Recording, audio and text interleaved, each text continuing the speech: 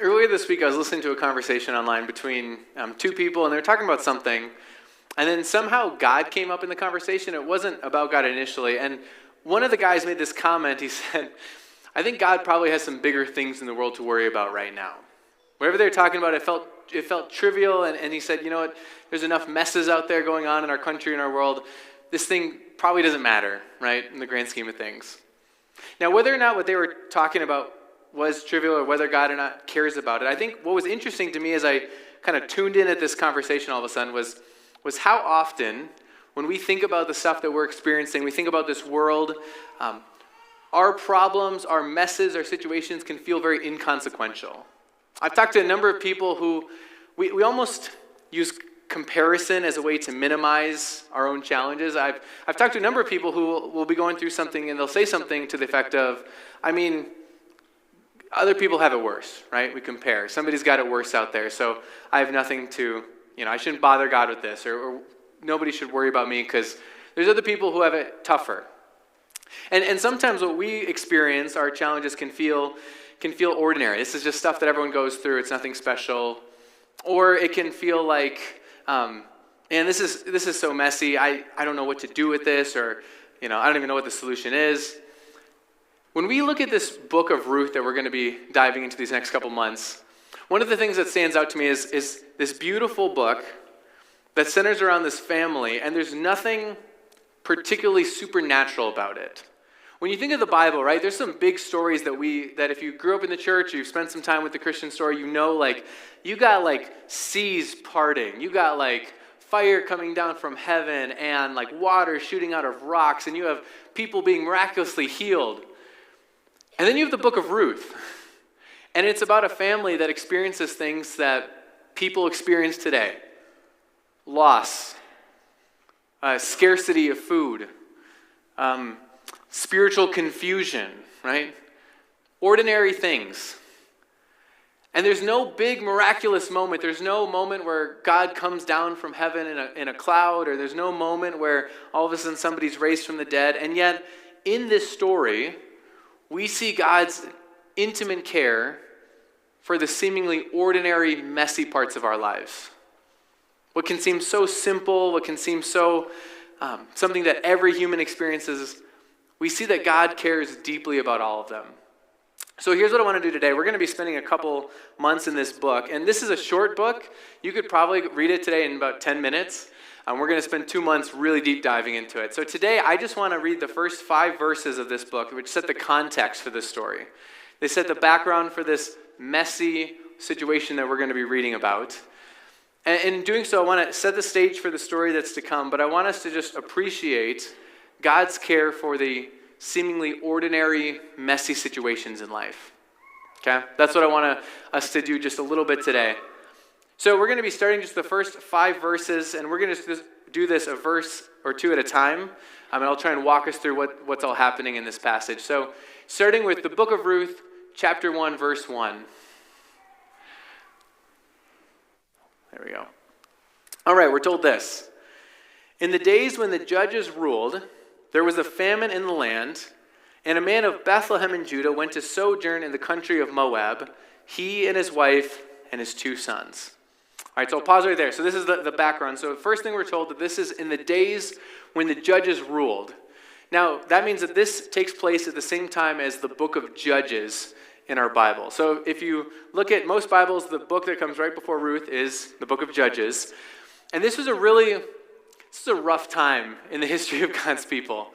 The book of Judges is probably the most PG-13 / rated R book that's in the scriptures.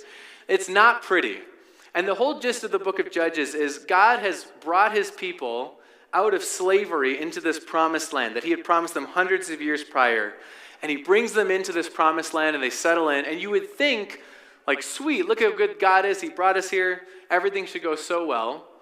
But the defining feature about the book of Judges is this refrain that in those days, everyone did what was right in their own eyes. Everyone determined for themselves right and wrong. Everybody decided, I think this is good to do. I don't think this is good to do. So instead of listening to the voice of the God who had brought them this far, who had given them this wonderful good land and helped them settle into homes, instead they they all start for themselves deciding right, wrong, good, evil. They start worshiping other gods of other nations and therefore following the practices of those gods and do some horrific things. If you want to read the book of Judges, I'll leave that up to you right now. But this is a period of spiritual confusion. It's this messy spiritual state where people are kind of chasing after other gods, and then when they need help, they turn back to the one true God, but then as soon as things are good again, they run off to other gods, and they're doing all of these terrible moral actions to one another, to themselves, to God. It's a really rough period. It's a really rough time. So right off the bat, the first thing we're told is this whole situation the book of Ruth takes place in is in the overall context of this very messy spiritual state. It's just an absolute mess. Confusion, evil, all of that. And then we're told that on top of the spiritual state, now there's a famine in the land. So there's presumably a drought and there's not enough food. And so people are physically lacking. They have physical need. They're hungry. Can't put food on the table, right? Their fields are dry. So we're told that there's this man from Bethlehem, coming off Christmas, that should sound familiar to us. There's this man of Bethlehem in Judah who went to sojourn in the country of Moab, he, his wife, and his 2 sons. So that's the family we're starting with. You have this man, his wife, and they have 2 sons. And they sojourned in the land of Moab. So the idea of sojourning would be, this would be like the equivalent today would be if somebody is saying, hey, the cost of living in Denver is really high, I'm struggling to find a job here. At least for a while, I need to go somewhere else. I know I can get a job over in Kansas City. I'm going to work there for a while. Maybe one day I can come back to Denver. I need to go get a job, just get on my feet, because I can't make it here. That's the equivalent, right? So they're starving, they don't have food, so they decide we need to pack up and go somewhere else where we can find some food. And of all places, they go to this land called Moab. And Moab is a very interesting place, because the first thing we're told in the Bible about Moab is it's kind of founded from this incestual relationship between a father and a daughter. It won't go any further. So Moab is not a place that you're like warm and fuzzy towards. It's the kind of place, if you're like an Israelite, you like plug your nose when you pass through. Like you're like, it's not a friendly place, not a good place. On top of that, God's people had history. They had a beef with Moab because when God's people were on their way to the promised land, they weren't going to mess with Moab. They weren't trying to mess with them. But the king of Moab was so fearful of them that he tries to hire a prophet to send curses upon them. And then Moab fights against them and tries to deceive them and tries to get them to turn from the Lord. So Moab was really this terrible force that tried to thwart and to mislead God's people. So rough backstory. You have history with them, but when desperate times come, right, this family says, what other choice do we have? We have to eat. So they go to Moab, and that's where the start of the story is going to take place. Okay, so that's just verse 1. That's the context. You have this spiritual messiness going on in the book of Judges and this time period. You have this famine, and now you have this really interesting country or nation that's neighboring them. We go on in the story. The name of the man was Elimelech, and the name of his wife Naomi, and the name of his 2 sons were Mahlon and Chilion. They were Ephrathites from Bethlehem in Judah. They went into the country of Moab and remained there. But Elimelech, the husband of Naomi, died, and she was left with her 2 sons. So this is the first kind of big thing that happens. So they go to Moab, they're sojourning there. We're given their names, Elimelech, Naomi, Chilion, and Mahlon. And then we're told that the husband and father of this family dies. So now you're left with this woman. She's widowed, and she has 2 sons. Okay? Going on verses 4 and 5, we're told this. These, that is the sons, took Moabite wives. The name of the one was Orpah, and the name of the other Ruth.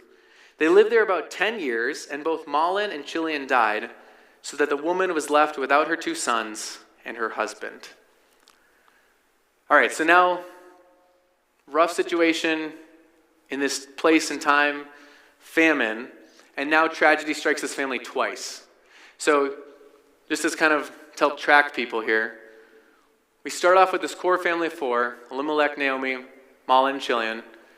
We're told that Elimelech dies, so now you're left with these 3. These 2 sons, come on, Pro Presenter, come on. One time I have a graphic. These 2 sons take wives, Orpah and Ruth. So now you have this family of 5 that's making it. They're there in Moab for about 10 years. And then we're told that these 2 sons die. And you're left with these 3 women, these 3 widows, a mother and her 2 daughter-in-laws. And just a spoiler from here, this story is going to really revolve around 2 of these people. Orpah is going to get sent back to her family of origin. And we're going to follow this woman and her daughter-in-law. This woman who has lost her husband and her 2 sons, and then her daughter-in-law who has lost a husband. And all they have is each other. Now, this is the context for the story, and everything that we're going to get into is going to flow from this setup.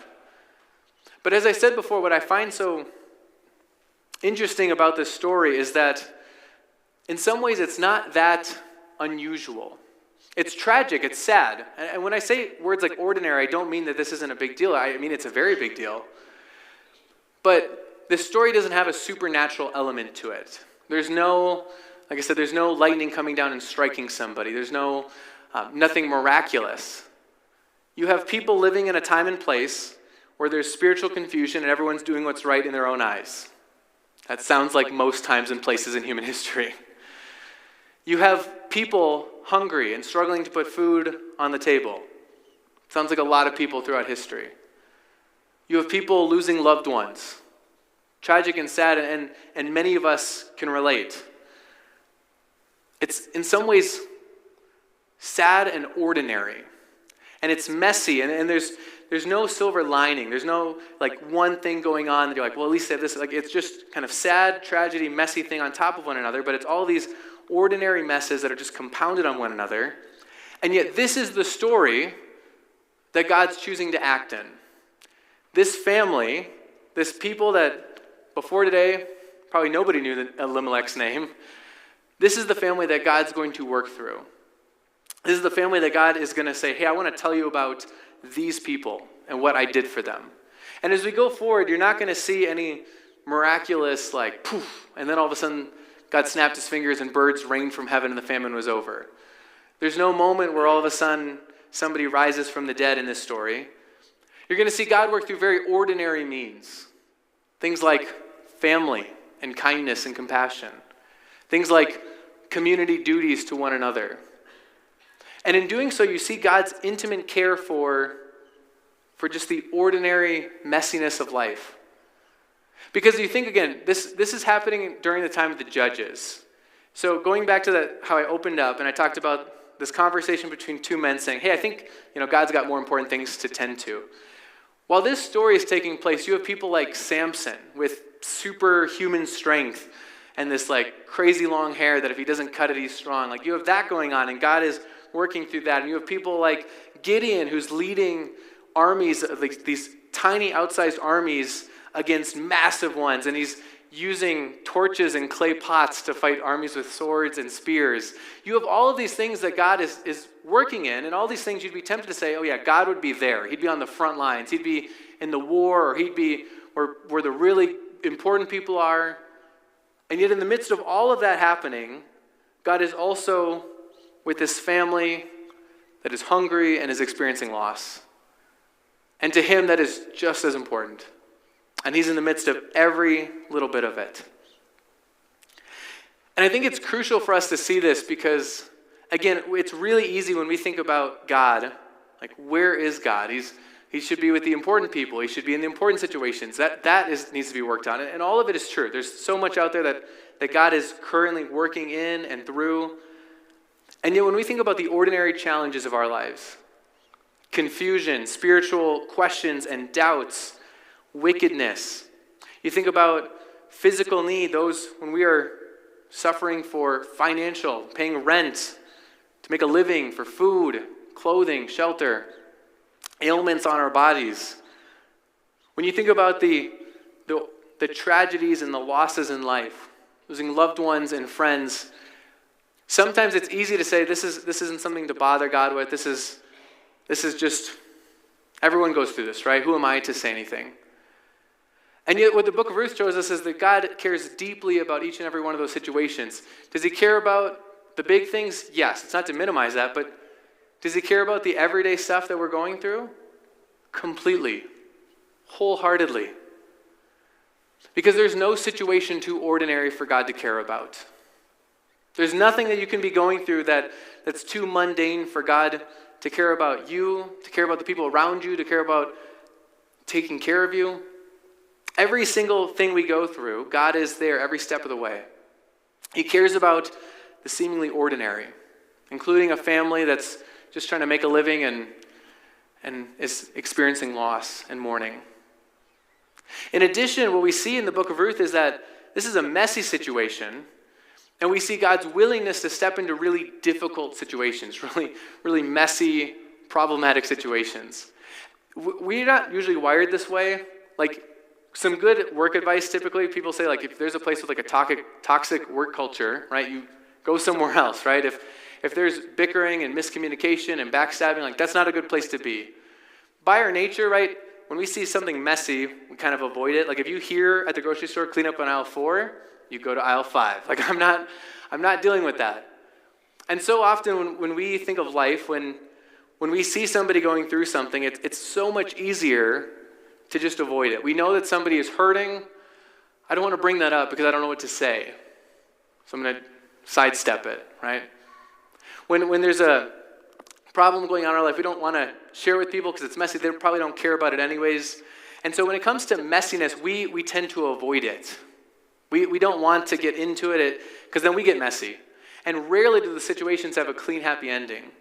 Like, you think of Naomi and Ruth up there, like, what are you supposed to say, right? I can't fix that. I can't snap my fingers and bring people back.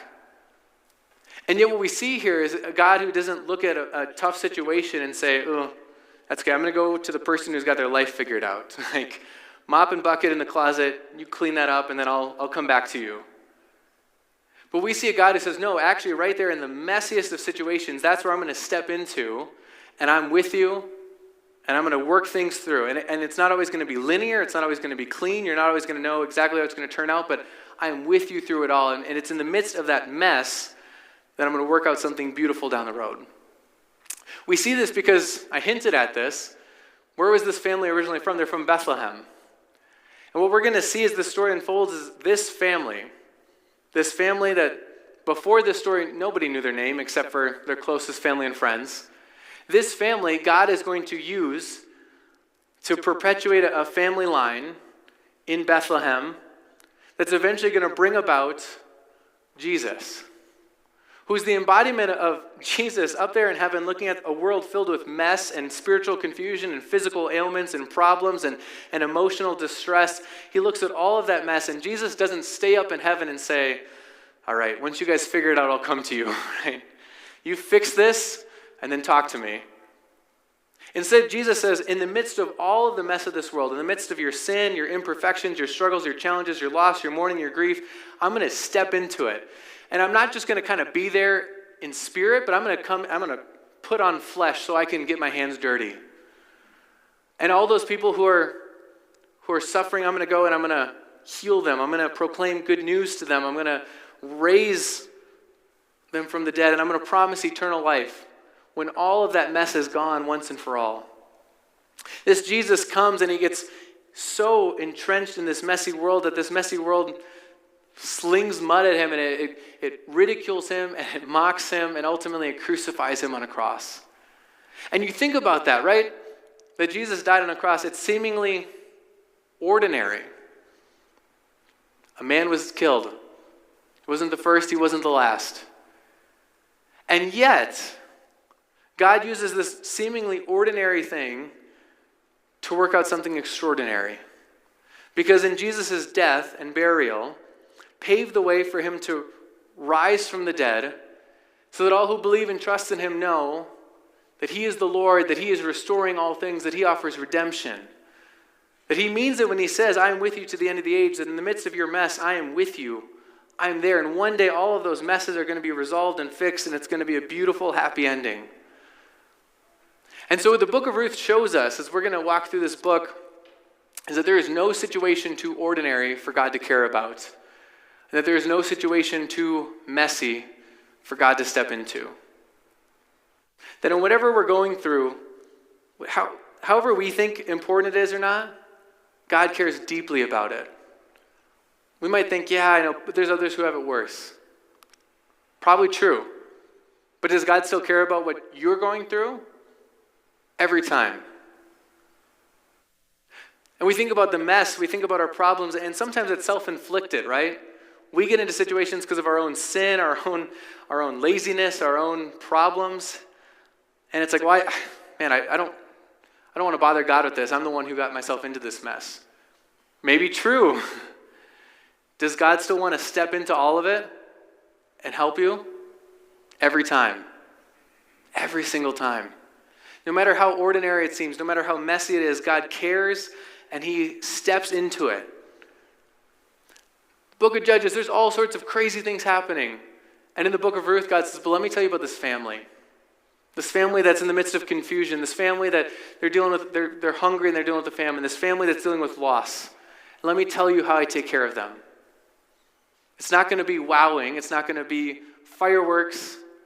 And yet through it all, it's God caring and working and stepping into real people's lives. People like you and me. So here's what I want us to think about. If you're in a messy season, if right now you're going through some spiritual messiness, confusion, doubts, questions, I'm not sure about things. If you're going through physical messiness, I'm sick or a loved one is sick, or we're struggling to pay bills, right? The things that I need. Or maybe emotional, I'm mourning, I'm grieving the loss of a loved one. It's at that time that we look to Christ's presence and love. One of the dangers is sometimes because we tell ourselves, man, I don't want to bother God with this. It just reinforces its own point. Because what happens is we don't want to bother God with it, so we don't bring it to him, we don't talk to him, and it just reinforces to us that we're just kind of dealing with this on our own. And so I'll just say this, if this is you, if you are right now in a season where things feel messy or hard, or you're trying to navigate things, you're not sure what to do, daily, bring that to the Lord. Multiple times a day, bring it to the Lord if you can. Just go in prayer and talk to him. Bring all your burdens, bring all of your challenges, all of the struggles, and share them with him. Ask for his help. Even when you don't feel it, when you wake up and you feel like, man, does God care? He does. And he's shown you through his son Jesus that he cares over and over and over again. So we bring it to the Lord, and I encourage you just to daily pray. When you feel like it, when you don't, bring it to the Lord. Lord, I'm struggling with this still. It's still not resolved. Take it to him again and again. That's if you're in a messy season. Maybe right now you're in a season where things don't feel so messy. Praise God. Praise the Lord that things are going well. Seriously. If that's you, I guarantee you there are people around you that are in a tough season right now. There are people who live near you that are mourning a loss. There are people at work who are struggling to know what their future holds. There are people in our church. There are people in your family that are having a tough time. And if God cares about our messes, if he cares about even the most ordinary challenges in our lives, then he surely cares about the challenges and the people around us lives. And so this is an invitation for us. If right now we're not in a season that we need to lean into and bring this, then we can look around and say, where are the messes that I can now bring Christ's presence and love to? If I see a cleanup on aisle 4, I'll grab the mop. And I don't know how to do it, but I don't know the words to say, but I'm not gonna run from it. So if I see a neighbor who I know is having a tough time right now, I can't fix all their problems, but I can surely pray for them. If they'll let me, I can surely pray with them. I can just listen to them. I can talk to them. I can help insofar as I'm able. If they need help, I can try to connect them to help. I think back to some of the toughest times in my life, and some of the best things people did were just notice and ask. They noticed, you seem off. Is everything okay? And when I said something like, I'm truth be told, right now it's really hard to get out of bed. They would ask something like, I'm so sorry, can you tell me more? Can I get you help? Can I pray with you? They couldn't snap their fingers and fix it, but in seemingly ordinary ways, they saw the mess that I was dealing with, and they didn't run from it. They said, hey, I have a God who steps into messes, and he's with me, so maybe I can step into that mess with you too. So again, if you are in a mess, if you're in a messy season, God cares.